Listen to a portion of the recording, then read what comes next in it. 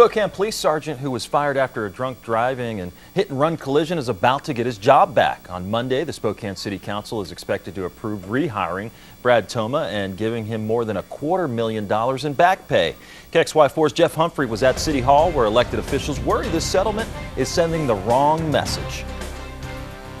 And that's because Brad Thoma broke the very same laws that he was supposed to be enforcing. But the new mayor, faced with a pending lawsuit and changes in the way that our legislature views alcoholism, believes this agreement is the best solution for taxpayers. Brad Thoma was off duty when he rear-ended a woman at this Meade stoplight back in September of 2009. Thoma left the scene and when he was pulled over, arrested on a drunk driving charge. Once in court, the hit and run was dismissed and Thoma offered a chance to go through rehab instead of a conviction.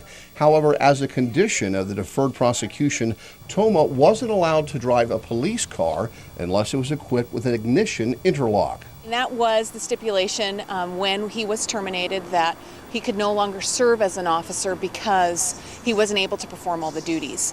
Thoma doesn't think he should have been fired because his arrest was a symptom of his struggle with alcoholism. I happen to believe, along with the medical community and the state of Washington and our legislatures, that it is a disease and it needs to be treated. And if you have the disease, you can't do it on your own. Attorney Bob Dunn accuses former police chief Ann Kirkpatrick of refusing to accommodate Thoma's alcohol-related disability. All the other police chiefs that have been confronted with this very issue had decided we're going to allow interlocks. This is a disease and we need to accommodate these people. And apparently the State Human Rights Commission agrees and mediated a settlement with Thoma that demotes him from sergeant to detective.